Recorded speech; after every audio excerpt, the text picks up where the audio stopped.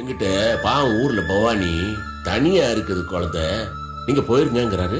நான் இல்ல உங்களுக்கு துணையா, அதெல்லாம் படாது, பாவம் குழந்தை, பாவம் கஷ்டப்படும் போங்கிறாரு. மத்தவங்க மேல இவ்வளவு அக்கறை பாத்தியா? இப்பேற்பட்ட மனுஷனுக்கான இப்படி ஒரு இழப்பு வரணும். என்ன பண்றது? ஆனா இந்த மட்டும் அந்த அம்மா வியாதி வைக்க இல்லாம கஷ்டப்படாம சடக்குன்னு போனாங்கல்ல, அதை நினைச்சுதான் நம்ம திருப்தி பண்ணும். 60 கல்யாணமும் பார்த்துட்டாங்க.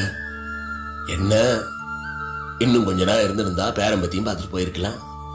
கொடுத்து வைக்கல.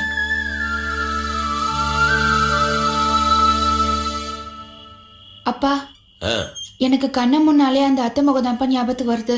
ரொம்ப பயமா இருக்கு. தனியா பின்பக்கம் போகிறது கூட பயமா இருக்குப்பா. அப்பா இப்படி வா. அந்த மாதிரி எல்லாம் பயப்படக்கூடாது, தெரியுதா? சாவை பார்த்தும் பயப்படக்கூடாது, செத்தவங்களை நினைச்சும் பயப்படக்கூடாது. அதுவும் இந்த அம்மா மாதிரி நல்ல ஆத்மாக்கள் செத்த அப்புறம் தெய்வம் ஆயிராங்க. கூடவே இருந்து தெய்வம் மாதிரி வழி நடத்துவாங்கிற நம்பிக்கையோட இருக்கணும், புரிஞ்சா? பயப்படவே கூடாது, தைரியமா இருக்கணும். நீ சின்ன பொண்ணு, லீலாவும் சின்ன பொண்ணு தானே, அப்படின்னு வயசாயிடுச்சு. அந்த சாவு நடந்த வீட்டுல என்ன தைரியமா என்ன அழகா எல்லாத்தையும் சமாளிச்சா தெரியுமா? அவ புருஷனும் மாமனாரும் இடிச்சு போய் உட்காந்துட்டாங்க. வேற யாரா அந்த இடத்துல இருந்திருந்தா தானும் நொறுங்கி போய் உட்காந்துருக்கு. ஆனா நம்ம லீலா அப்படி செய்யல. பொறுப்பா எல்லாருக்கும் தகவல் அனுப்பிச்சுட்டு, மத்தவங்களை கவனிச்சுட்டு, அவங்களையும் கவனிச்சுட்டு, நானே ரொம்ப பெருமைப்பட்டேன். லீலா எப்படி தைரியமா இருந்தாலும் அதே மாதிரி நீ தைரியமா இருக்கணும், புரிஞ்சா? சரிப்பா. அப்ப லீலாக்கா இனிமே அந்த வீட்டுல தனியா தான் இருக்கணும்லப்பா? என்ன பண்றது, அப்படி விதிச்சிருச்சு. அந்த அம்மா லீலாவுக்கு தாய் மாதிரி இருந்தாங்க. கொஞ்ச நாள் ஆகும் லீலாவுக்கு நிலைமையை புரிஞ்சுக்கிட்டு சுதாரிச்சுக்கிறதுக்கு. ஆனா லீலா சமத்து பொண்ணுமா, சுதாரிச்சுக்கிட்டு. நான் உனக்கு சொன்ன மாதிரி அந்த அம்மா ஒரு நல்ல ஆத்மா, தெய்வம் மாதிரி லீலாவை கட்டி காப்பாத்து. அதனால லீலாவை பத்தி நாம கவலைப்பட தேவையில்லை. நீ ஏன் வீணா கவலைப்பட்டுக்கிட்டு? ரொம்ப நேரமாவது, போய் பாட்டு போமா. நீ போ. சரிப்பா.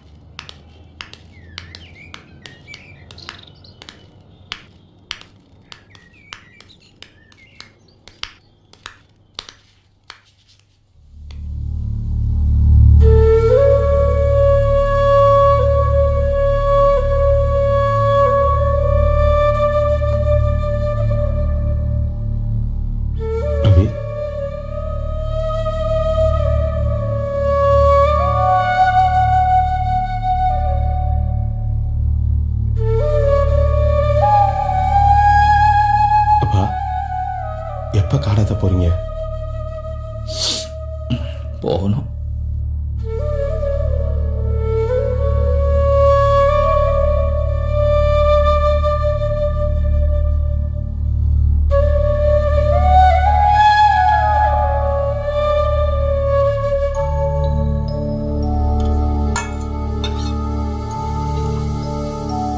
லீலா,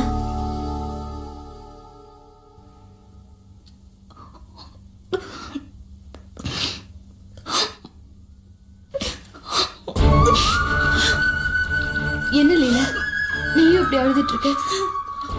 இப்படிலாம் அழுதா உடம்புக்கு ஆகாது லீலா. சொல்றது கேளு, அழாத.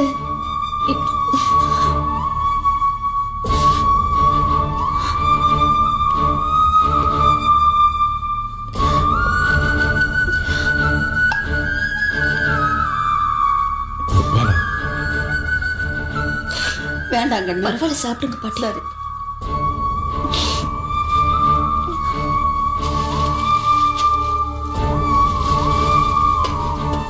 தம்பி வாங்க, காடாத்து போலாம்.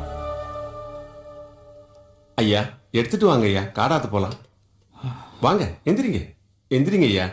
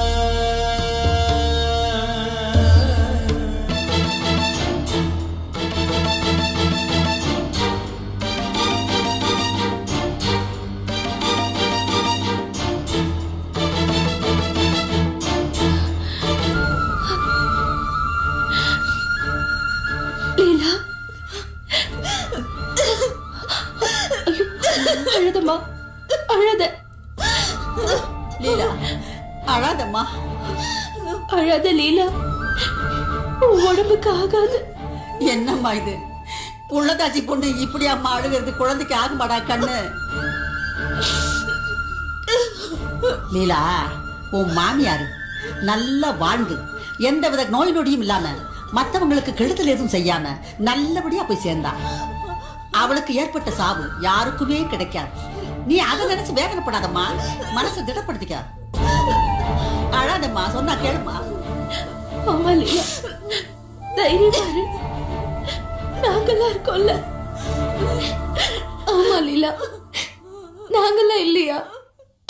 சரோ, லீலா அவ மாமியார் மேல அளவு கடந்த பிரியம் வச்சுட்டா.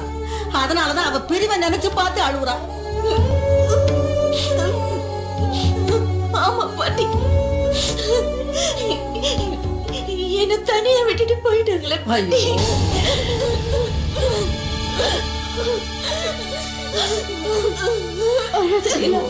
அம்மாடி,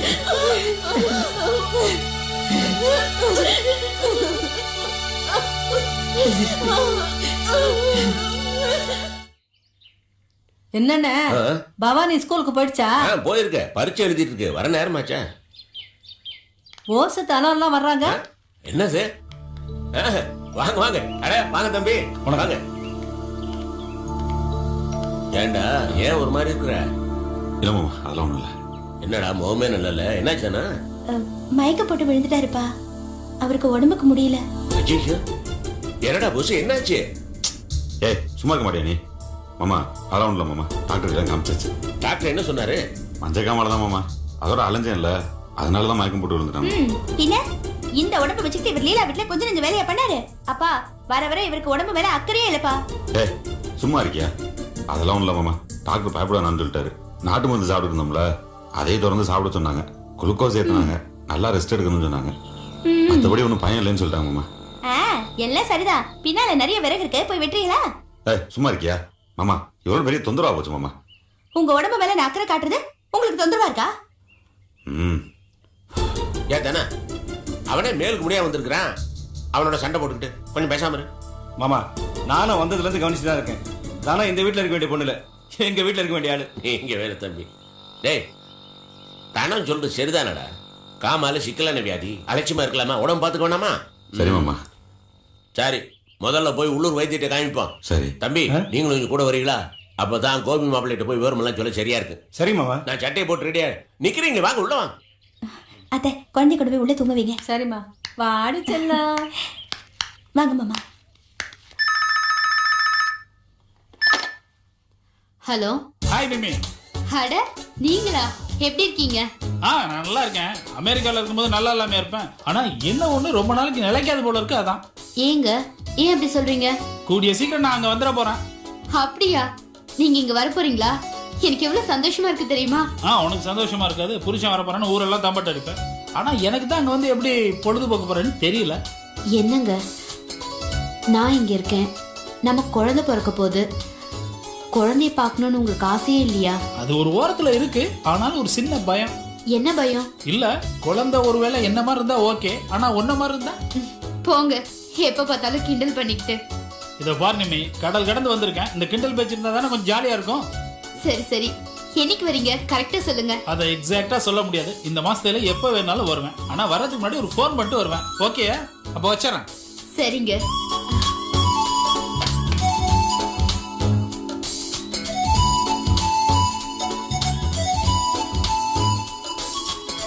அம்மா,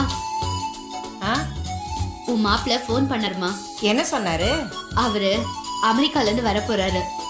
அப்படியா? மாப்பிள்ள வராரா? ஏமா, நீ நிஜமாவே சந்தோஷமா தான் இருக்கியா?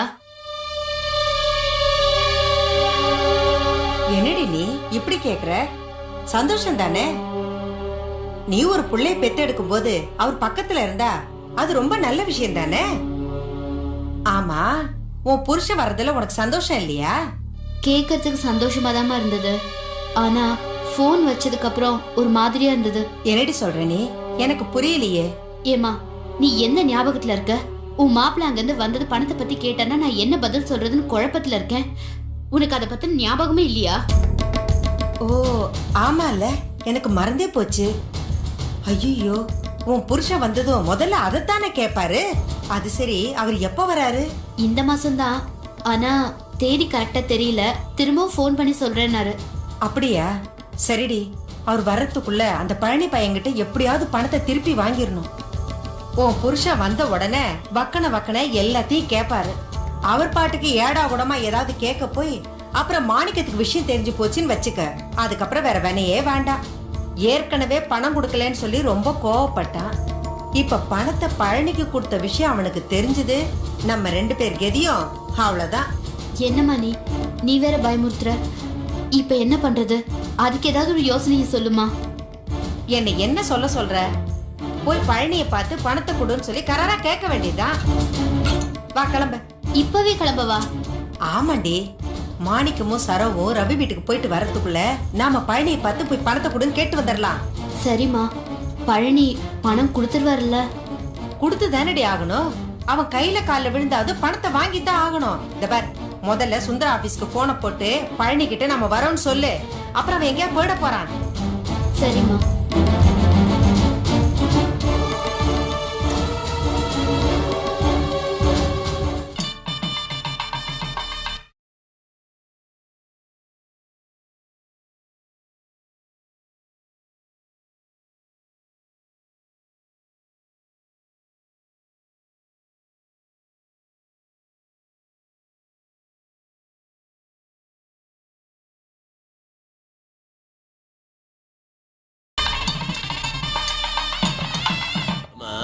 ஏண்டா போஸ், லீலா பொண்ணு எப்படி இருக்கிறா? தைரியமா இருக்கிறாளா?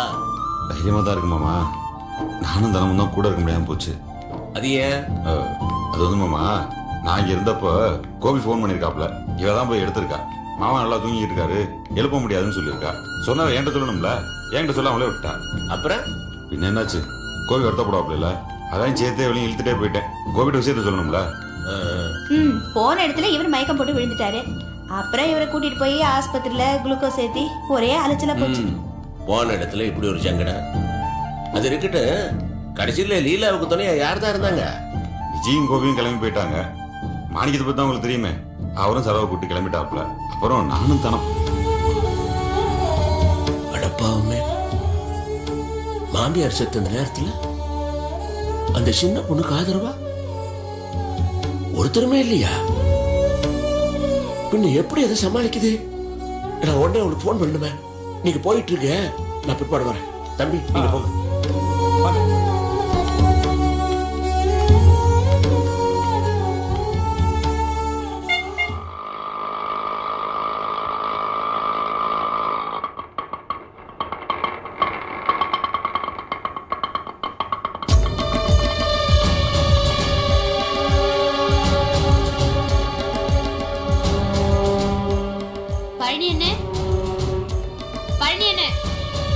அடடே, வாங்கம்மா வாங்க, உள்ள வந்து உட்காருங்க.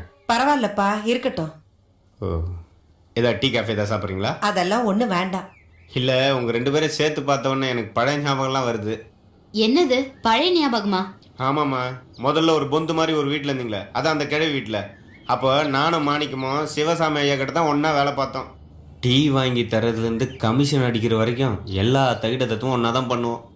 அப்போல்லாம் வீட்டுக்கு அடிக்கடி வருவேன். அம்மா என்னை பார்த்தாங்கன்னா வீட்டுக்கு வந்தால் ஏதாவது சாப்பிட்டு தான் ஆகணும்னு கட்டாயப்படுத்தி ஏதாவது ஒன்று சாப்பிட சொல்லுவாங்க. அதெல்லாம் ஒரு காலம். என்ன ஒரே மலரும் நினைவுகளா இருக்கு? அதெல்லாம் ஒன்றும் இல்லைம்மா, அடிக்கடி இதெல்லாம் நினச்சி பார்ப்பேன். மாணிக்கத்தை புது வீடு பார்த்து காம்பவுண்ட் வீட்டில் குடி வச்சுன்னா நான் தான். இன்னைக்கு அவங்ககிட்ட கேட்டுப்பாரு, பழனியா யாரும்பா. என்ன பண்ணுறது, இதான் உலகம். என்ன பழனி, என்னவோ கிழவ மாதிரி வாழ வாழன்னு பேசிட்டு இருக்க. இத பாரு, நாங்க ஒரு முக்கியமான விஷயமா தான் உன்னை பார்க்க வந்திருக்கோம். என்னது, மேற்கொண்டு ஏதாவது பணத்தோட வந்திருக்கீங்களா? என்னது? இல்ல, சுந்தரையா இல்லாத நேரத்துல வந்திருக்கீங்களே, ஏதாவது முக்கியமான விஷயமா இருக்கும், மேற்கொண்டு ஏதாவது பணத்தோட வந்திருப்பீங்களோன்னு நினைச்சேன். என்ன நிர்மலா? என்னன்னு நிலைமை புரியாம நீங்க வேற. என்னம்மா நிலைமை? அதான் வளமா இருக்கீங்களே, பிளாக் மணியை கொண்டு வந்து ரொட்டேஷன்ல விடுற மாதிரி. என்ன பழனி இப்படி புரியாம பேசுற? என் மருமக இவளுக்காக அனுப்பின பணம், அதைத்தான் உங்ககிட்ட கொடுத்துருக்கோம். இப்ப வெளிநாட்டுல வந்துட்டு இருக்கு. இப்ப வந்து பணத்தை திருப்பி கொடுனா என்னம்மா அது? என்னென்ன பேசுறீங்க? எங்களுக்கு பணம் தேவைப்படுதே. என்னம்மா தங்கச்சி, படிச்ச பொண்ணு தானே நீ, என்ன இப்படி பேசுற? நம்ம கிட்ட வட்டிக்கு பணம் வாங்கினவன் அவன் தேவைக்காக தானே வாங்கியிருப்பான். சும்மா பொழுது போகாம வாங்கினான்னு நினைச்சியா? அவன் தேவைக்காக பணம் வாங்கினத அவனுக்கு தோது போடுறப்ப தான் திருப்பி தருவான். அப்போ அது வரைக்கும் அதான் வட்டி வருது, அப்புறம் என்ன? ஐயா சாமி, எங்களுக்கு வட்டியும் வேணாம் குட்டியும் வேணாம், கொடுத்த பணத்தை திருப்பி கொடுத்தா போதும். ஆமாண்ணே, அவர் வந்து பணத்தை கேட்டா நாங்க என்ன பண்றது? நல்லா இருக்குமா கதை? நீங்க இஷ்டப்பட்டா பணத்தை கொடுத்து வட்டி கொடுக்க சொல்லுவீங்க, வேணும்னா உடனே திருப்பி கொடுன்னு கேட்பீங்களா? இது தொழில்மா, அந்த மாதிரி எல்லாம் ஒன்றும் பண்ண முடியாது. நான் என்ன ஒரே இடத்துல பணத்தை போட்டு வச்சிருக்கேன்? என்ன பழனி, இந்த மாதிரி பேசுனா எப்படி? ஏமா, இப்ப விதை விதைக்கிறோம், அது விளைஞ்சு பயிர் ஆகிற வரைக்கும் வெயிட் பண்ணாம பாதிலே வந்து அறுவடை பண்ணு இல்ல விதையை திருப்பி கொடுன்னு கேட்டா எப்படிமா அது? இத பாரு, இந்த உதாரணத்தெல்லாம் தூக்கி கொண்டு போய் குப்பை தொட்டில போடு. எங்க கிட்ட வாங்கின பணத்தை ஒழுங்கு மரியாதை திருப்பி கொடுக்கற வழியை பாரு. என்னம்மா சவுண்ட் ஜாஸ்தியா விடுறீங்க? சவுண்ட் விட்டா துட்டு வந்துருமா? என்னென்ன பேசுறீங்க? எங்க பணம் நாங்க கேக்குறப்ப கிடைக்கலன்னா அது எதுக்கு? கேட்கும் போது பணம் வேணும்னா பேங்க்ல போட்டுருக்கணும், என்கிட்ட கொண்டு வந்து எது குத்தீங்க? என்ன இப்படி பேசுறீங்க? இத பாருங்கண்ணே. இத பாருமா, சந்தர்ப்ப சூழ்நிலை பார்த்தா வார்த்தையை விடணும். நீங்க கொடுத்த பணத்தை 10-15 பேர்கிட்ட பிரிச்சு கொடுத்துருக்கேன். நீங்க நினைச்ச மாதிரி எல்லாம் நான் ஆட முடியுமா? நான் கொடுக்கறவன் கொடுக்கணும்ல. இப்ப என்னதான் சொல்ற நீ? சரி, நான் உங்களுக்காக போய் எல்லார்கிட்டையும் கெஞ்சி பாக்குறேன். உங்களுக்கு யோகம் இருந்தா அவனுக்கு கொடுத்தான்னா நான் திருப்பி கொடுக்குறேன். போய் ஒரு வாரம் கழிச்சு வாங்க பாப்போம். எல்லாம் நேரம். எங்க பணத்தை உங்ககிட்ட சிக்க வச்சுட்டோம். பழசையெல்லாம் மனசுல வச்சுட்டு எங்களை கவுத்துறாத பழனி. இந்த மாதிரி கவுக்குற வேலையெல்லாம் உங்க பையனுக்கு வரும். நான் அப்படி இல்லை, சத்தியம் பேசுறவன். அதனாலதான் வேஷ்டியை கட்டிக்கிட்டு சைக்கிள்ல போயிட்டு பழைய மாதிரியா இருக்கேன். பைக்கு லாரின்னு போக முடியல. எனக்கு பேச்சு மாத்தி பேச தெரியாது. எங்க தலையெழுத்து உங்ககிட்ட எல்லாம் உபதேசம் கேட்க வேண்டியது இருக்கு. சரி சரி, வாங்கின பணத்தை ஒழுங்கா திருப்பி கொடுக்கற வழிய பாரு. அதான் சொல்லிட்டு நம்ம ஒரு வாரத்துல முயற்சி பண்றேன். சரி, சுந்தரையா வர நேரம் ஆச்சு, நீங்க கிளம்புங்க. சரி பழனி, நாங்க வரோம். உன்னைதான் நாங்க நம்பி இருக்கோம். ஒரு வாரத்துக்குள்ள பணத்தை திருப்பி கொடுக்கற வழிய பாருப்பா, உனக்கு புண்ணியமா போகும். ஆமாண்ணே, எப்படியாவது முயற்சி பண்ணுங்க. நானும் அண்ணமா தாமா, கிளம்பு. அதான் சொல்லிட்டேன்ல ஏற்பாடு பண்றேன்னு, கிளம்புங்க.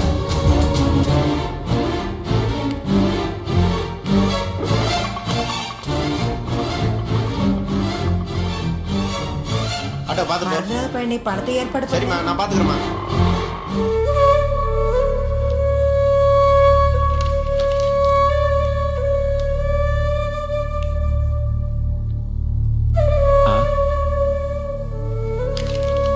ஐயர் இன்னும் என்ன யோசனை பண்ணிட்டு இருக்காரு? அதான் பாத்துட்டு இருக்காருல்ல. உங்க மனைவி சிவலோக பிராப்தி அடைஞ்ச நேரமும் திதியும் ரொம்ப நன்னா இருக்கு. அவ தெய்வமா இருந்து உங்க குடும்பத்தை பாத்துப்பா.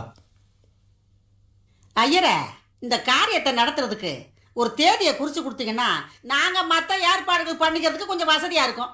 அவ வசதிக்கு ஏத்த மாதிரி 3வது நாள், 5வது நாள், 8வது நாள், 16வது நாள் செய்வா. உங்களுக்கு எப்படி சௌரியமோ அதுக்கு ஏத்த மாதிரி செஞ்சுக்கலாம். இதுல என்னங்க இருக்கு? பொதுவாக எங்களில் 16வது நாள் தான் காரியம் பண்ணுவாங்க. 14வது நாளே செஞ்சிடலாம் தான் எனக்கு தோணுது. நீங்க சொல்றதும் சரிதான். எதுக்கும் ரவி தம்பி ஒரு வார்த்தை கேட்டுக்கலாம். தம்பி, 16வது நாளே வச்சுக்கலாமா? எனக்கு ஒன்றும் இல்லைங்க. சகலைங்களையும் சிதம்பரம் அம்மாவை தான் கேட்கணும்.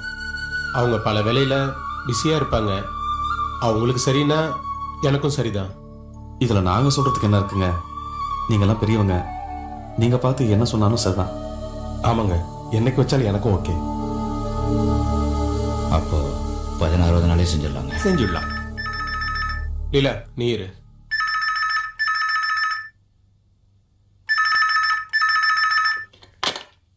ஹலோ மாப்பிள்ளை, நான் தான் மாமா பேசுறேன். நான் தான் மாமா ரவி பேசுறேன். மாப்பிள்ளை, எப்படி இருக்கீங்க? அப்பா எப்படி இருக்காரு? இருக்காரு. என்ன மாப்பிள்ளை, நீங்களே எப்படி ஆச்சரியமா பேசுறீங்க? இந்த நேரத்தில் அப்பாவுக்கு நீங்க தானே தைரியம் சொல்லணும். நாங்க யாருக்கு ஆறுதல் சொல்றதுனே புரியல மாமா. நானே உங்ககிட்ட பேசணும்னு இருந்தேன். என்ன மாப்பிள்ளை? வர 16ஆம் நாள் காரியம் வச்சிருக்கோம், அதான் சொல்லலான்னு தான். சரிதாங்க, அதான் முறையும் கூட. சரி மாமா. அம்மா, பக்கத்துல லீலா இருக்குதா? கூப்பிட முடியுமா? நான் கூப்பிடுறேன் மாமா. லீலா, அப்பா பேசுறாரு.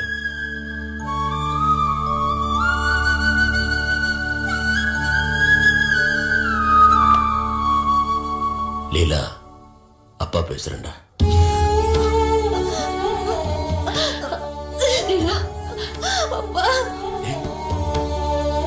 நேத்து ராத்திரி நீ அந்த வீட்டுல தனியாவா இருந்த? கூட யாரும் இல்ல? ஏண்டா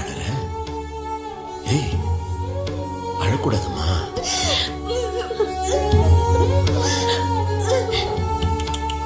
இந்த பாரு, நானே உன்னோட பேசினா உனக்கு ஆறுதலா இருக்கும்போது தான் ஃபோன் பண்ணேன். ஆமா, உனக்கு யார் மேலேயும் வருத்தமா? அதெல்லாம் ஒண்ணும் இல்லப்பா. அழாதம்மா. இந்த பாரு, துக்க வீட்டுல சின்ன பொண்ணு நீ அவ்வளவு வேலையும் தைரியமா சமாளிக்கிறத பார்க்க எனக்கே ஆச்சரியமா தான் இருந்தது. ரொம்ப பிரமிச்சு போயிட்டேன். நீ ஏன் இப்படி மனசு உடைஞ்சு அழலாமாம்மா? அழக்கூடாது, தைரியமா இரு. இந்த பாருடா, யாருக்கும் உன்னோட இருக்கக்கூடாதுங்கிறது இல்ல, இருக்கணும்னு தான் நினைச்சிருப்பாங்க. ஒவ்வொருத்தருக்கும் ஒரு சூழ்நிலை. இப்ப பாரு, தினமும் போஸ் உன்னோட இருக்க முடியல, ஏன்னா போஸ் உடம்பு சரியில்லாம போச்சு. இந்த மாதிரிதாம்மா ஒவ்வொருத்தருக்கும் ஏதாவது ஒரு காரணம் இருந்திருக்கும். நீ அதை புரிஞ்சுக்கணும். அழாதம்மா.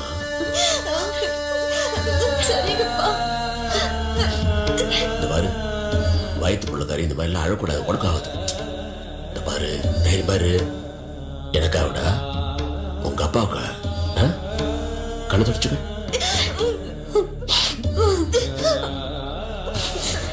தொடச்சுக்கிட்டியா? தொடச்சுக்கிட்டுப்பா. அப்படித்தான்டா, வச்சுட்டுமா? சரிங்கப்பா.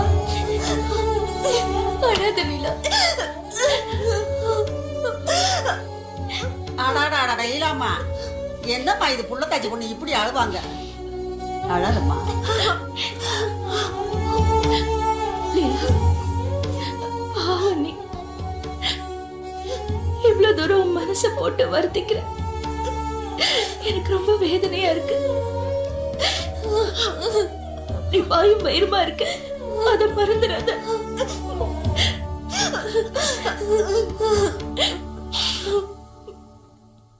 ஒரு விதத்துல சொல்ல போனா எனக்கு ரொம்ப பெருமையா தான் இருக்கு. யார் இந்த காலத்துல மாமியார் மேல இவ்வளவு பாசம் வைப்பா? அந்த விஷயத்துல ரவியோட அம்மா ரொம்ப கொடுத்து வச்சவங்க. அப்படி இல்லை, லீலா இந்த அளவுக்கு பாசமா இருக்கான்னா அதுக்கு காரணம் எங்க அம்மா லீலா மேல வச்சிருந்த பிரியம்தான். எல்லாமே அவங்கவுங்க நடந்துக்கிறத பொறுத்து தான்.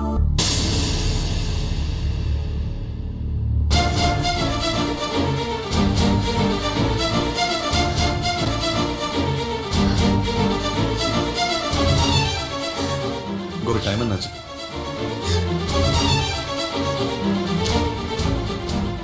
சரோ.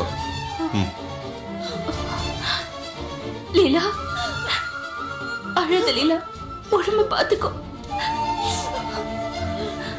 பாட்டி. சரி சார்.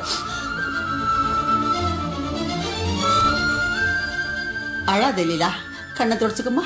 அழாத அழாத கண்ணு, அழாத அழாத லீலா. லீலா, உன் மாமியார் இறந்தது மற்றவங்களை விட உன்னைத்தாமா ரொம்ப பாதிச்சிருக்கு. நீயோ தாயில்லாத பொண்ணு. உன் மாமியார் உனக்கு தாய்க்கு தாயா இருந்து உன்னை பார்த்துக்கிட்டவா. நீ வாயும் பயிருமா இருக்கிற இந்த நேரத்துல அவன் நம்மளை விட்டு பிரிஞ்சுட்டா பாரு. அதை நினைக்கும் போது நம்ம மனசுக்கு வருத்தமா இருக்கு. அவன் மட்டும் உயிரோட இருந்து உன் பிரசவத்தையும் பிறக்க போற பேர குழந்தையும் பார்த்திருந்தா நான் எவ்வளவு சந்தோஷமா இருந்திருக்கும். நல்ல மாமியார் அமையறது கஷ்டம்மா. சரவுக்கு மாமியார் அமையல, விஜய்க்கு மாமியாரே இல்ல. உனக்கு நல்ல மாமியார் அமைஞ்சு நீண்ட நாள் நீடிக்க விடாம அந்த பகவான் இப்படி பண்ணிட்டானேம்மா. கடவுள் இவ்வளவு அவசரப்பட்டு உன் மாமியாரை கூப்பிட்டு இருக்க கூடாது. அழாதம்மா, அழாத கண்ணு.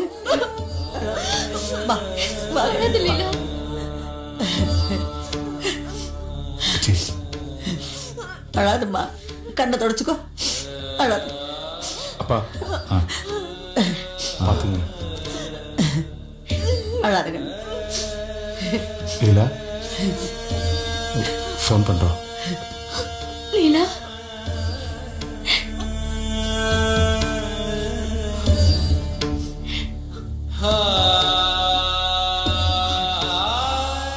ஃபோன் பண்றோம்.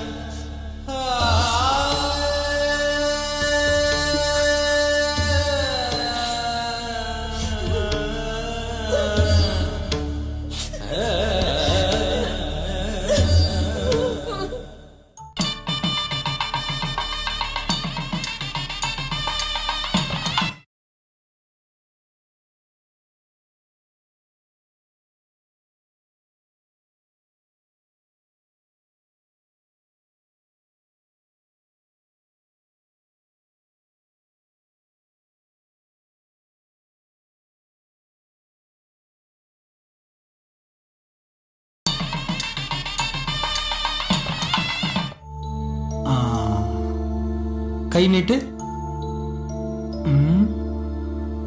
மயக்கப்பட்டு விழுந்துட்டாருங்க.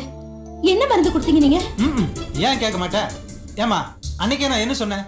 அதிக அலைச்சல் கூடாது, ஓய்வு எடுக்கணும்னு சொன்னா இல்லையா? என்ன பண்றது வைத்தியரே, கேத காரியம், அதான் போக வேண்டியதா போச்சு. அது சரி, அது உனக்கு தெரியுது, ஆனா வியாதிக்கு தெரியுமா? ஐயா, உங்க மாப்பிளைக்கு மஞ்ச காமால கொஞ்சம் முத்தி இருக்கு. ஐயோ, என்னையா சொல்றீங்க? இப்ப என்ன பண்றது? நீங்க பயப்பட தேவையில்லை. ஏயா முத்தி போச்சு அது இதுன்னு சொல்லிட்டு பயப்பட வேணாம். எப்படி எதுக்குங்க பயப்படணும்? என்னோட மருந்து அளவு கூட்டினா போதும். இது வேற போஸ், நீ ஒரு நாள் விட்டு ஒரு நாள் காலையிலயும் சாயங்காலம் வந்து 2 வேளை மருந்து சாப்பிடு. ஏங்க அப்படி சாப்பிட்டா காமல் இறங்கிருமா? கண்டிப்பா இறங்கிரும். ஆனா நான் சொல்ற கண்டிஷன்ல ரொம்ப கவனமா இருக்கணும். பத்தியம் கடுமை, ரொம்ப சூதானமா இருக்கணும். புருஷன் பொண்டாட்டி கொஞ்சம் விலகியே இருக்கணும். இந்த பாரப்பா, எந்த அலைச்சல் இல்லாம படுத்தபடியே நல்லா ஓய்வு எடுக்கணும். நல்ல வேலை, கோமால படுத்தாலும் படுக்கலாம், காமால வந்து படுக்கக்கூடாது. ஆமா வைத்தியரே, கண்டிஷன்லாம் ரொம்ப பயங்கரமா இருக்கு. இவ்வளவுதானே? இன்னும் இருக்கா? இன்னும் இருக்கு. இது பாரு போஸ், ராத்திரியில கண்ணு விழிக்க கூடாது, இளநீ நிறைய சாப்பிடணும், அப்புறம் உடம்புல உஷ்ணம் ஏறாம பாத்துக்கணும். கேட்டுட்டே தானே, நீ தான் கெடுபடியா இருக்குன்னு. சரிப்பா வைத்தியரே, இதெல்லாம் நாங்க கரெக்டா பண்ணிடுறோம். காமால குறைஞ்சிடும்ல? நான் சொன்னபடி நடந்துட்டா 1 வாரத்துல காமால குறைஞ்சிடும். ஆனா பத்திய சாப்பாடு கண்டிப்பா 1 மாசத்துக்கு சாப்பிடணும். நான் அன்னைக்கு சொன்ன மாதிரி காமாலைய சாதாரணமா நினைச்சிடாதீங்க. நல்லா உரைக்கிற மாதிரி சொல்லுங்க. இப்படி உடம்பு இருக்கிறதுனால தான் அன்னைக்கு கோபி கிட்ட போன்ல நான் அப்படி சொன்னேன். நீ கோபிட்ட போன்ல பேசின விஷயத்தை என்ன மறைச்ச பத்தியா? அதனாலதான் இவ்வளவு பிரச்சனை. பெரிய ராஜ ரகசியம் அப்படியே சொல்லாம விட்டதுல சமஸ்தானம் இறங்கி போச்சு. ராஜ ரகசியமோ மண்ணாங்கட்டியோ, நீ கோபிட்ட பேசின நீ மறைச்ச? உடம்புக்கு முடியாமலே இவ்வளவு சவுண்ட் போடுறீங்களே, இன்னும் தெம்பா இருந்தா எவ்வளவு சவுண்ட் போடுவீங்க? கேட்கிற கேள்விக்கு நேரடியா பதில் சொல்லு, சம்மதம் இல்லாம பேசாத. ஏய் லூசுங்களா, வைத்தியம் பார்க்க வந்த இடத்துல என்ன சச்சரவு? வாய் முடுங்க. அதானே, ஒரு நிமிஷம் எனக்கே எங்க வீட்டுக்கு ஞாபகம் வந்துருச்சு. வைத்தியரே, நீங்க மருந்து கொடுங்க. இத கொடுத்துறேன்.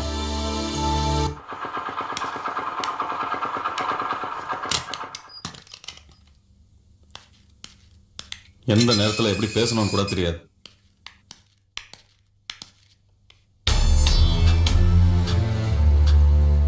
வீடு போட்டு இருக்கு. எங்க போயிருப்பாங்கன்னு தெரியலையே. ஒருவேளை கடைக்கு ஏதாவது போயிருக்காங்களா என்னமோ. கடைக்கு போயிருந்தாலும் அத்தை தான் போவாங்க. நிர்மலா வாயும் வயிறுமா இருக்கா, அவ எப்படி போவா? அப்ப எங்க தான் போயிருப்பாங்க? என்னண்ணே வெளியே நிக்கிறீங்க?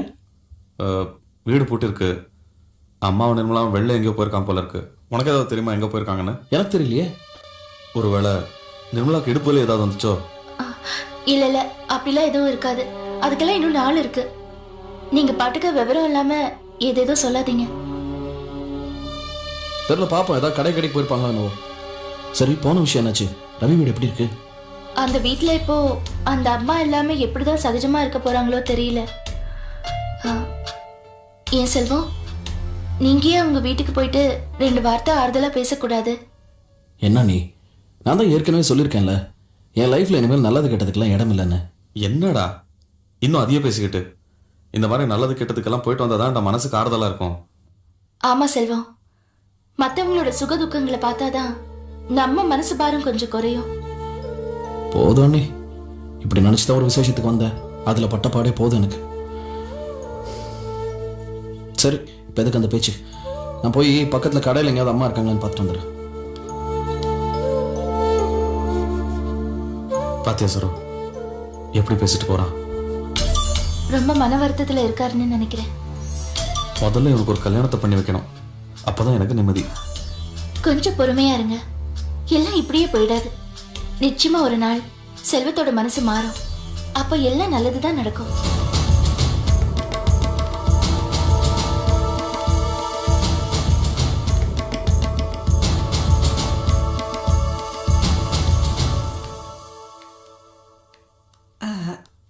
வந்துட்டீங்களாப்பா? எங்கம்மா போனீங்க? மாப்பிள்ள போன் பண்ணியிருந்தாருப்பா, அதான் அவர்கிட்ட பேசலான்னு போயிருந்தோம். ஏன் நம்ம வீட்டு போன் என்னாச்சு? இல்லண்ணே, அவருக்கு என்ன பார்க்கணும் போல இருந்துதான், அதனால்தான் அன்னைக்கு மாதிரி வெப் கேமரால பேசிட்டு வரோம். எந்த சென்டர்ல போய் பேசுனீங்க? பக்கத்துல இருக்க சென்டர்ல தான். என்னம்மா சொன்னார் மாப்பிள்ள? அவரு வரேன்னு சொன்னார். என்ன எப்போ? மறுபடியும் போன் பண்றேன்னாரு. சரி மாணிக்கம், உனக்கு குளிக்க வெந்நீர் போடுறேன். ஏய், போய் கதை தர.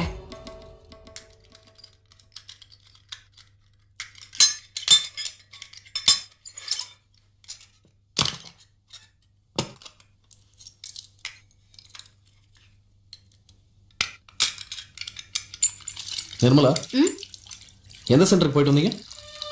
அதான் சொன்னல பக்கத்து தெருவில் இருக்க சென்டர்லன்னு. பக்கத்து தெருவில் இருக்கிற சென்டர் தானே, அதுக்கு எதுக்கு ஆட்டோவில் போனீங்க? 2 பேரும் ஆட்டோவில் வந்து தெரு முன்னால இறங்கினதை நான் பார்த்தேனே.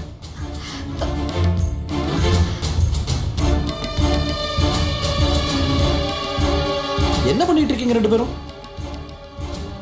எனக்கு தெரியல, இதெல்லாம் எங்க போய் முடிய போறதுன்னு எனக்கு தெரியல. ஆடுங்க, ஆடுற வரைக்கும் ஆடுங்க. ஏதோ பெருசா ஒரு பிரச்சனை இழுத்து விட போறீங்கன்னு மட்டும் எனக்கு தெரியும். இந்தாங்க.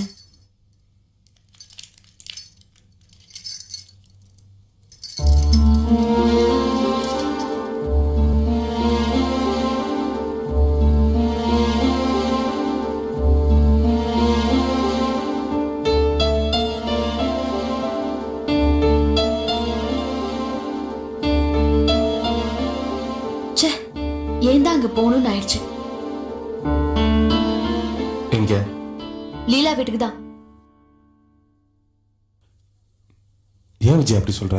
பின்ன என்னங்க, ரவி மாமா என்னடானா அந்த அம்மா செத்ததுக்கு நம்ம தான் காரணங்கிற மாதிரி நடந்துக்கிறாரு. இந்த லீலா என்கிட்ட சரியா முகம் கொடுத்து கூட பேச மாட்டேங்குது. எனக்கு எப்படி இருந்துச்சு தெரியுமா? விஜய், முதல்ல எனக்கு கொஞ்சம் வருத்தமா தான் இருந்துச்சு. ஆனா நல்லா யோசிச்சு பாரு, ஒருவேளை அந்த அம்மா இறந்த சோகத்தினாலதான் 2 பேரும் அப்படி இருந்தாங்கன்னா அப்படித்தான் இருக்கும். சோகம்னா நம்ம அவங்க முகத்தை பார்த்தாலே தெரியாதாங்க. 1000 பேர் இருக்கட்டுங்க, வீட்டுக்கு வந்தவங்க கிட்ட இப்படி நடந்துக்கிறது. ரவி மாமா உங்ககிட்ட மூஞ்சி காட்டுறதுக்கு எனக்கு எவ்வளவு எரிச்சல் ஆயிடுச்சு தெரியுமா? விஜய், ஏன் இவ்வளவு டென்ஷன் ஆகிற? முதல்ல பாட்டப்படாம இரு. எனக்கு தான் வருத்தம், ஏன் அவங்க 2 பேரும் இப்படி நடந்துக்கிட்டாங்கன்னு. அந்த அளவுக்கு நம்ம 2 பேரும் என்ன தப்பு பண்ணோம்? எனக்கு அதான் தெரியல, அதை நினைச்சதான் வருத்தமா இருக்கு. சரி, அவங்க மனசுல உள்ளதை சொன்னாங்கன்னாக்க, ஐயா நாங்க செஞ்சது தப்பு தான் அப்படின்னு அவங்கள்ட்ட சொல்லலாம். இல்லையா, நாங்க அப்படி செய்யலே நம்ம பக்கம் இருக்கிற நியாயத்தை அவங்களுக்கு எடுத்து சொல்லி விளக்கம் கொடுக்கலாம். 2 பண்றதுக்கான வாய்ப்பு நமக்கு அவங்க கொடுக்கவே இல்லையே. விஜய், அவங்க என்ன நினைக்கிறாங்கன்னு சொன்னாதான் நம்மளால இதெல்லாம் செய்ய முடியும். அதெல்லாம் செய்ய முடியாம இருக்கேன்னு தான் எனக்கு இப்ப ரொம்ப வருத்தமா இருக்கு. நீங்க தாங்க மத்தவங்க மனசை நோக்க கூடாதுன்னு நினைக்கிறீங்க, ஆனா வேற யாரும் அப்படி இல்ல. யார சொல்ற? தனாக்காவு தான். ஏன் விஜய் இப்ப சம்பந்தம் இல்லாம அவங்கள வம்புக்கு இழுக்கிற? ஏங்க, ரவி மாமாவும் லீலாவும் நம்ம கிட்ட முகம் கொடுத்து பேசலங்கிறது நமக்கு நல்லா தெரியும். ஆனா தனாக்கா அவங்க மேல இருக்கிற தப்ப ஒத்துக்க மாட்டேங்கிறாங்களே.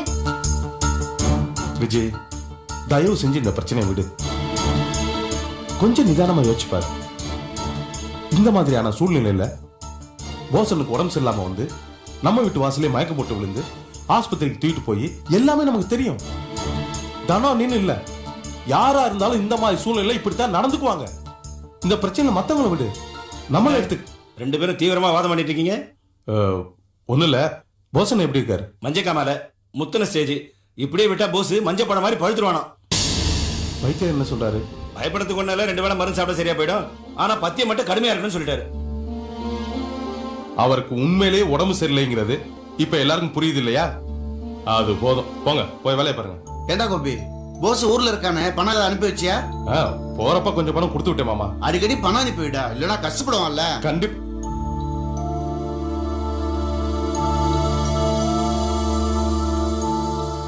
கொடுத்து வச்ச மவராசம் யாருன்னா அழகர் குளம் போஸ் தானே வருங்கால சந்ததிக்கு தெரியட்டும். அதானே, என்னடா ரொம்ப அக்கறையா போசனை பத்தி விசாரிக்கீங்களேன்னு நினைச்சேன். இப்பதானே புரியுது. ஆரம்பிச்சிட்டீங்களா? நான் என்னடா ஆரம்பிச்சேன்? உன் சகல போஸ் தான் அருமையான டிராமாவை ஆரம்பிச்சு இங்கிலீஷ் மருந்துல இருந்து தமிழ் மருந்துக்கு ஷிஃப்டிங் ஆகி வித்தை காமிச்சு ஊர்ல போய் உட்காந்துக்கிட்டான். ஏண்டா கோபி, உனக்கு எப்பதான்டா உலகம் விளங்க போகுது?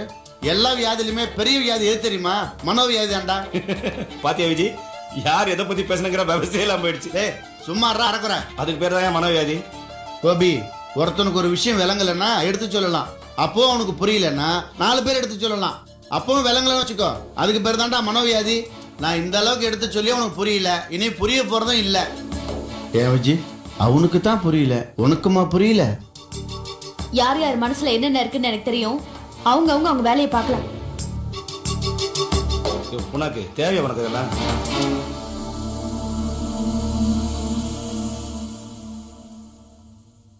விஜய், என்ன விஜய் வரவர் இப்படி போட்டு தாக்குற? முதல்ல தனானி, அதுக்கடுத்து ரவிலீலா, அதுக்கடுத்து இவங்க 2 பேரு. போற போக பார்த்தா எல்லாரையும் போட்டு ஒரே தாக்க தாக்கி குட்டி ராஜமாவா ஆயிரோ போல இருக்கு. இத பாருங்க, கொஞ்ச நேரம் வாய மூடிட்டு இருக்கீங்களா? இப்ப என்னைய தாக்க ஆரம்பிச்சிட்டியா? இப்படியே போனேன்னு வச்சுக்க வச்சு நீ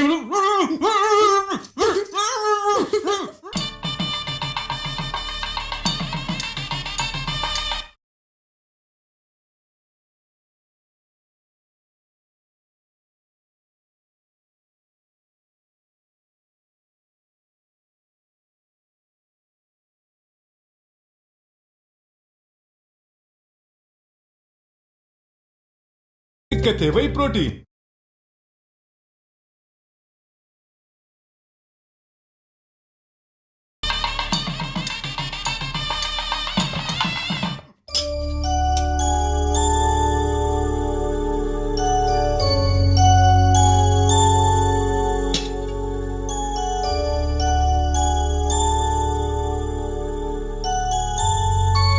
என்னங்க என்னங்க வந்து சாப்பிடுங்க.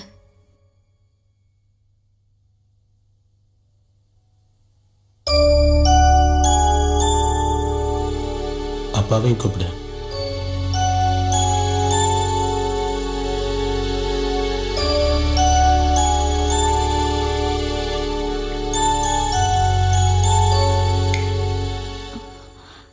மாமா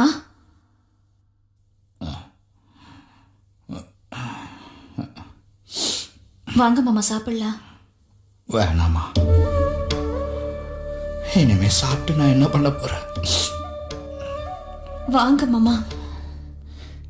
என்னால ஒண்ணும் முடியலமா. எப்ப பார்த்தாலும் மீனாட்சி மீனாட்சின்னு வாய் நிறைய கூப்பிடுவேன். அவளும் என்னங்க என்னங்கன்னு ஓடி வருவான். பழக்கத்துல இப்போ மீனாட்சின்னு கூப்பிடணும்னு தான் வாய் வருது. ஆனா கூப்பிட்ட வர மாட்டேன். பேசாம நானும் அவளோடய போய் சேர்ந்திருக்கலாம்.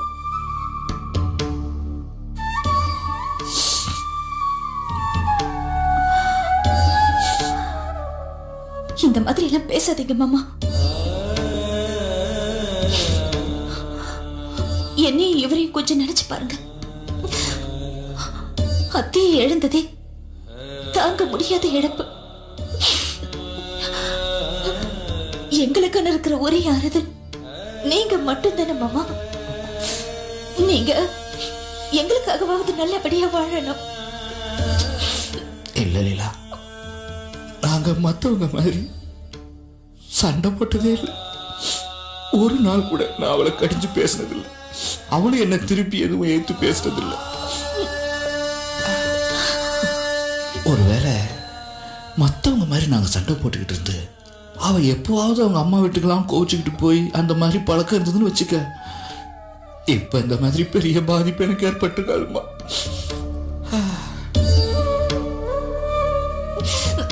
அத்தையே சண்டை போட்டிருந்தாலும் நீங்க அவங்கள அடிச்சு சண்டை போட்டிருக்க முடிஞ்சிருக்க மாமா. நீங்க ரெண்டு பேரும் உதாரணமா வாழ்ந்திருக்கீங்க. அதை நினைச்சு ஆறுதல் பட்டுக்குங்க மாமா. இப்படி இருட்டுல உட்கார்ந்துகிட்டு பழச நினைச்சிட்டு இருந்தா உங்களுக்கு எழுந்த நிம்மதி கிடைச்சிருமா? மனசு மனசு இரண்டு போச்சுமா. அதனாலதான் வெளியில இருக்க வெளிச்சம் பிடிக்கல. என்ன மாமா என்னென்னமோ பேசுறீங்க? அத்தை இருந்த வரைக்கும் எந்த விஷயத்துக்கும் உங்களை கலந்து விட்டதில்லை. நீங்க நல்லா இருந்த தானே மாமா அத்தையோட ஆத்மா சாந்தி அடையும்.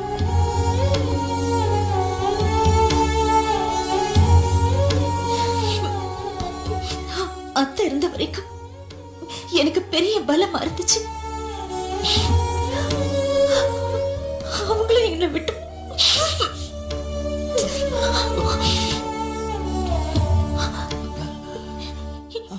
இப்போ உங்களுக்கும் ஏதாவது ஒன்று ஆயிடுச்சுன்னா எங்களுக்கு யார் மாமா இருக்காங்க? எங்களுக்காகவாவது நீங்க வாழ்ந்தே ஆகணும் மாமா.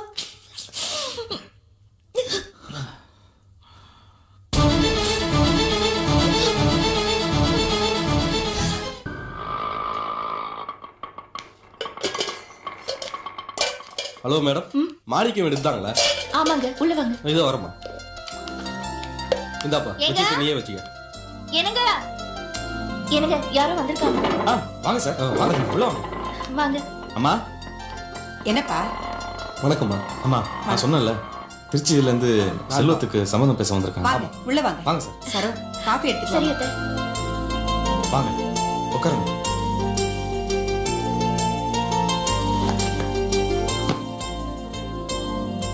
என் மக விஷயத்துல நீங்க ரொம்ப அக்கறை எடுத்துட்டு இருக்கீங்க. ரொம்ப நன்றிங்க. இதுல போய் என்னமா இருக்கு? மாணிக்கம் என்ன முடிவில் இருக்கீங்க? தம்பி தான் இன்னும் சரியா பிடி கொடுத்து பேச மாட்டேங்கிறான். அதான் தயங்கினேன். ஆனா அம்மா என்ன சொல்றாங்கன்னா எல்லா ஏற்பாடும் நம்ம செஞ்சுட்டோம்னா அப்புறம் வழிக்கு வந்துருவான்னு சொல்றாங்க. எடுத்துக்கங்க. நீங்க சொல்றதும் சரிதான் நினைக்கிறேன். நாங்க சொல்றத தப்பா எடுத்துக்காதீங்க. என் மக சின்னவங்கன்னு ஒரு மாதிரி. இனிமே நமக்கு எதுக்கு கல்யாணம் காட்சின்னு அவன் நினைக்கிறான். அவன் நினைக்கலாம். நாம அப்படி விட்டுட முடியுமாங்க? கரெக்டா சொன்னீங்கம்மா. பொண்ணு வீட்டுல எல்லாருக்கும் எங்க நடந்த எல்லா விஷயமும் தெரியுமா. இருந்தாலும் செல்வத்தை மாப்பிள்ளையாக்கணும்னு அவங்க ரொம்ப விருப்பப்படுறாங்கம்மா. ரொம்ப சந்தோஷங்க. தங்க பாத்திரம் தவறி சகதியில விழுந்த மாதிரி என் புள்ள வாழ்க்கையில இந்த ஒரு தவறு நடந்து போச்சு. அதுக்காக அப்படியே விட்டுற முடியுங்களா? சகதியில விழுந்தாலும் தங்கம் தங்கம் தானேங்க. அதை எடுத்து கழுவி வச்சுதானே ஆகணும். கரெக்டுமா. இப்ப செல்வம் எப்படி இருக்காரு? இப்படி ஒரு சம்பவம் நடந்ததுக்கு அப்புறம் அவன் சரியா வீட்டுக்கே வர்றது இல்லைங்க. கடையே கதின்னு கிடக்குறான். என் பிள்ளை இப்படி பாக்குறதுக்கே சங்கடமா இருக்குங்க. வணக்கம். அண்ணே, நீங்க கடைக்கு போறதுக்கு முன்னாடி முருகனுக்கு ஒரு ஃபோன் பண்ணிடுங்க. உங்கள்ட்ட பேசணும்னு சொன்னாப்ல. சரிடா சார். என் பேரு ராஜகோபால். உங்க குடும்பத்துக்கு வேண்டியவன்னு வச்சுக்கீங்களேன். நடந்த விஷயம் எனக்கும் தெரியும், அவரு செல்லையாவுக்கும் தெரியும். ஆனா அவங்க யாரும் அதை பெருசா அழட்டிக்கல. ஏன்னா உங்க குணத்தை பத்தி அவங்க நிறைய கேள்விப்பட்டிருக்காங்க. என்ன கேள்விப்பட்?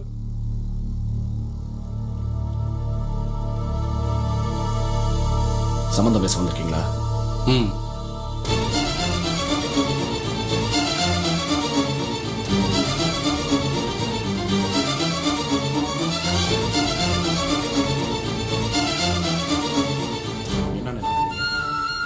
நான் உங்கள்கிட்ட என்ன சொல்றேன், நீங்க என்ன பண்ணிட்டு இருக்கீங்க? இப்ப எதுக்கா இவரை கூட்டிட்டு வந்து இங்க உட்கார வச்சு இவர நேரத்தை வேஸ்ட் பண்ணிட்டு இருக்கீங்க? அது இல்லடா செல்வம். அம்மா ப்ளீஸ், உங்களால சும்மா இருக்க முடியாது. நான் சொல்றத காதுல வாங்கிக்கவே மாட்டீங்களா? ஒவ்வொரு தடவையும் நான் என்ன சொல்றேனோ அதுக்கு நேர்மாறாவே எல்லா வேலையும் பண்ணிட்டு இருக்கீங்க. செல்வம், உன்னை மதிக்காம யாரும் இந்த ஏற்பாடுலாம் பண்ணலடா. நீ கஷ்டப்படுறத பார்த்து பொறுக்க முடியாம தான் இதெல்லாம் பண்ணிட்டு இருக்கோம். எல்லாம் உன்னோட நல்லதுக்காக தான். வேண்டாமே, போதும். ஒவ்வொரு தடவையும் என் விருப்பத்தை பத்தி கொஞ்சம் கூட கவலைப்படாம நீங்களா எனக்கு செய்யற நல்லதும் போதும், அது என் தலை இடியா வந்து விழுறதும் போதும். பாஸ் கை நீட்டு. நம்ம நிலைமைய பத்தியா? ஏன் என்ன? ஸ்டீல் உடம்பு மாதிரி இருக்கு. எந்த காலத்துலயும் எந்த வியாதியும் வராதுன்னு நினைச்சுக்கிட்டு இருந்தேன். இப்படி வைத்தியர் வீட்டுக்கு விருந்தாளி வர மாதிரி வந்துகிட்டு போய்கிட்டு இருக்கோம். எல்லாம் அந்த மெட்ராஸ் தண்ணி பண்ற வேலை உங்களுக்கு ஒத்துக்கல. தானா நீ கொஞ்சம் பேசாம இரு. வைத்தியரியா இப்ப எப்படி இருக்கு உடம்பு? இப்ப காமால கொஞ்சம் குறைஞ்சிருச்சுங்க. ரொம்ப சந்தோஷம் வைத்தியரியா. இந்த மட்டும் காமால குறைஞ்ச இருந்தாலும் பத்தியத்தை விட்டுறக்கூடாது. வைத்தியரியா, எனக்கு மெட்ராஸ்ல நிறைய வேலை இருக்கு. நான் ஊருக்கு போலாமா? என்ன நீங்க ரொம்ப ஆடுறீங்க? அவ சொன்னது கேட்கலையா? பத்தியத்தை விடக்கூடாதா? சொந்த தொழில் பண்ணும்போது கூட இப்படி குதிக்கல. இப்படி நீங்க தொழில் பண்ணும்போது அக்கறையா இருந்திருந்தீங்கன்னா இன்னைக்கு நீங்க நல்லா இருந்திருப்பீங்க. மத்தவங்க கிட்ட கை கட்டி நிக்க வேண்டியது இல்லல. எதுக்கு உளறி கொட்டிட்டு இருக்க? என்னத்த உளறாங்க? இப்படி நீங்க உழைக்கிற உழைப்பெல்லாம் அடுத்தவங்களுக்கு தானே. மொத்தத்துல நீங்க உழைச்ச உழைப்புல சம்பாதிச்ச மொத்த பணத்தையும் கோபி கொடுத்துட்டு நீங்க வியாதி மட்டும் தான் சம்பாதிச்சுட்டு வந்திருக்கீங்க. எனக்கு வெறும் மஞ்ச காமால தான். உனக்கு ஏதோ மூல காமால வந்துருச்சுன்னு நினைக்கிறேன். அதான் புத்தி கடத்தமா பேசிட்டு இருக்கேன். போஸ், பத்திய முடியாம ஊருக்கு போக வேணாம். என்ன உச்சு கொண்டுறீங்க? ஏய், நான் மெட்ராஸ்ல போய் என்னடி பண்ண போறேன்? டான்ஸ் ஆட போறேன். நீ நானும் திங்கிறவே சோறு. அதுக்காக சம்பாதிக்க போறேன். என்னமா ஆள்ட்டிக்கிற? உடம்பு நல்லா இருந்தா மத்ததில்ல. அது புரியாம நீங்க உளறாதீங்க. திரும்பவும் போய் வேலை பாக்குறேன், வெட்டி முறிக்கிறேன்னு மயக்க போட்டு விழுந்தா அப்பவும் நான் தான் பாத்துக்கணும். ஆமா, நீ தான் பாக்கணும். நீ தானே நான் தாலி கட்டின பொண்டாட்டி. பொண்டாட்டின்னு வாயில சொல்லிட்ட மட்டும் போதுமா? அக்கறையா ஏதாவது ஒண்ணு கேட்டா வேறும் தெரிஞ்சு விழுந்துட்டு எப்படி எரிச்சப்படாம இருக்க முடியும்? நீ தான் காஞ்ச மிளகாய் அரைச்சு கம்புக்குள்ள தடவை மாதிரி தொடர்ந்து பேசிட்டு இருக்கிய. எப்படி எரிச்சப்படாம இருக்க முடியும்? பாருங்கப்பா இவர. இந்த மனுஷனுக்கு உடம்புக்கு முடியலன்னு நான் பட்ட பாடு கொஞ்சமா நஞ்சமா? கொஞ்சமாச்சும் அந்த நினைப்பு இருக்கா பாருங்க. வைத்தியரியா, இது வாயை கட்டதான் மருந்து தப்படியா? ஏன் போஸ், உன் பொண்டாட்டி உன் நல்லது தானே சொல்லுது. நீ எதுக்கு இந்த குதி குதிக்கிற? பேசாம தானே சொல்ற மாதிரியே கேளு. நல்லா சொல்லுங்க. பொண்டாட்டி சொன்னா மருந்து கசக்கும், அதே விஷயத்தை வைத்தியர் சொன்னா இனிக்கும். ஏங்க, நீங்க சொன்னது தானே நான் சொன்னேன். ஆனா நான் பைத்தியக்காரி. இவருக்கு இந்த பைத்தியம் எப்ப தெரிய போதோ தெரியல. ஏன்பா உன் பொண்டாட்டி சொல்றது அத்தனையும் 100க்கு 100 உண்மை. ஆனா உனக்கு ஏன் புரிய மாட்டேங்குது? பேசாம ஊர்லயே இருந்துற. வைத்திரியா, மெட்ராஸ்ல நாளைக்கு காரியம் இருக்குது, அதுக்கு போஸ கூட்டிட்டு போலாமா? போற இடத்துல நம்ம தோது கிடைக்குதா இல்லையோ, பிரச்சனையா வேணாங்க. பத்திய முடிய வரலாம், போஸ் இங்கேயே இருக்கட்டும். அதுவும் சரிதான். சரிங்க.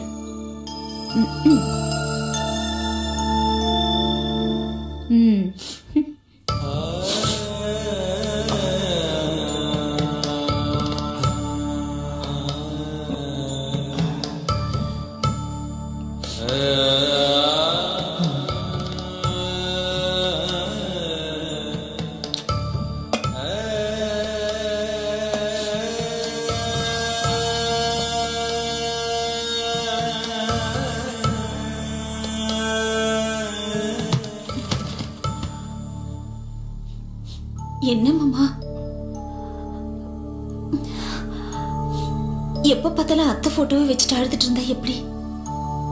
16 நாள் காரியத்துக்கு நடக்க வேண்டிய வேலையெல்லாம் பார்க்க வேண்டாமா? ஏதாவது விட்டு போச்சுன்னா சொல்லுங்க மாமா.